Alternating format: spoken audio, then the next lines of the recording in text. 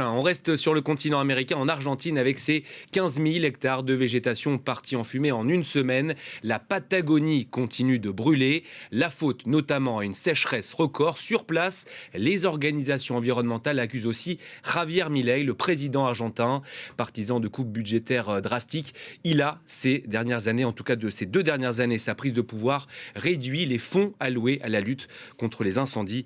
Vous découvrez les images de ce village d'Épouyennes en Patagonie.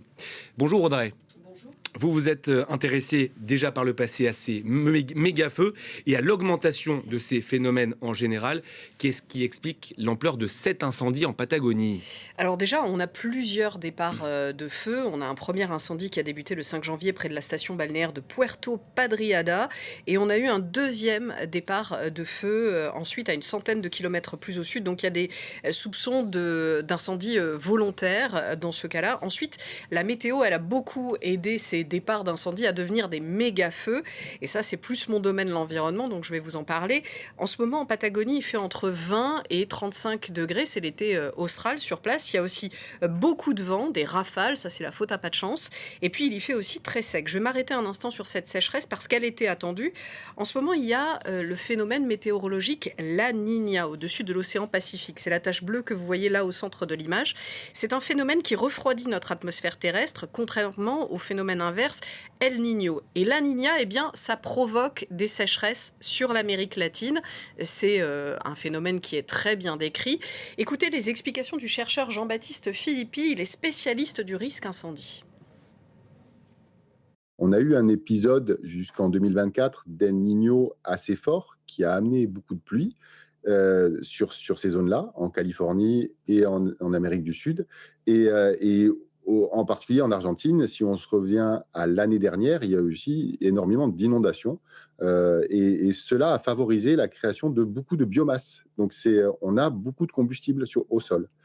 On est maintenant dans un épisode La Niña, donc c'est ces oscillations océaniques et qui vont donner des conditions qui sont très sèches, comme on observe en ce moment. Donc conjoncturellement, sur quelques années, comme un petit peu à Los Angeles, on a eu la création de beaucoup de combustible et puis maintenant, ce combustible, il est très sec. Donc s'il s'enflamme, ça fait des incendies catastrophiques, ce que vous appelez les méga-feux. Donc on peut imaginer qu'on va avoir beaucoup d'autres incendies en Amérique du Sud dans la saison avançant. Et je rajoute que l'épisode La Niña qu'on est en train de vivre est un épisode assez modéré. Donc la sécheresse, elle aurait pu être plus intense. Et là, il y a peut-être l'espoir de pluies qui vont mettre fin à cet épisode. On peut se prémunir contre ces méga-feux ? Eh bien, déjà, on peut débroussailler autour des villes, éliminer ce fameux combustible. Et pour ça, il faut laisser faire un peu le feu. Au Portugal, par exemple, qui avait été très traumatisé par des méga-feux, les pompiers maintenant utilisent des feux contrôlés pour débroussailler et réduire le risque d'un feu plus important. Si on éteint tous les feux de forêt, y compris les plus petits, on va avoir plus de masse combustible et donc on va augmenter le risque d'un méga-feu. Donc il faut laisser un peu la nature faire. Ensuite, il y a le problème des forêts monoessences. Un seul type d'arbre planté par les humains pour une utilisation industrielle et donc des feux qui ne peuvent pas, lorsqu'ils prennent, être freinés par une autre essence de végétation qui serait peut-être moins propice aux incendies. Vous vous souvenez, début 2024, au Chili, ces incendies dramatiques autour de Valparaiso, eh bien, ils avaient été alimentés par les plantations d'eucalyptus, qui est un arbre déjà extrêmement inflammable. Et donc, il y avait des forêts monoessences d'eucalyptus utilisées à l'époque comme matériaux de construction.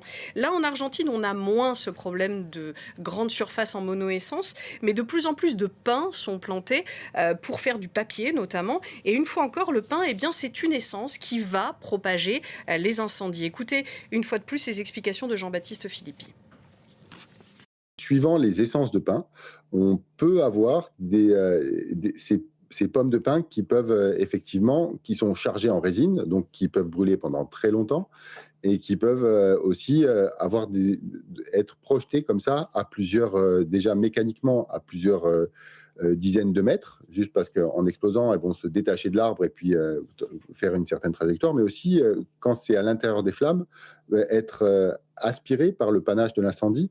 On a des vitesses verticales qui vont jusqu'à 100-110 km/h dans les panaches des fumées, donc ça fabrique avec tellement de chaleur générée par les flammes, ça fait des vents convectifs qui montent très haut, donc on peut avoir comme ça des pommes de pin enflammées qui vont se retrouver à des centaines de mètres de l'origine du feu.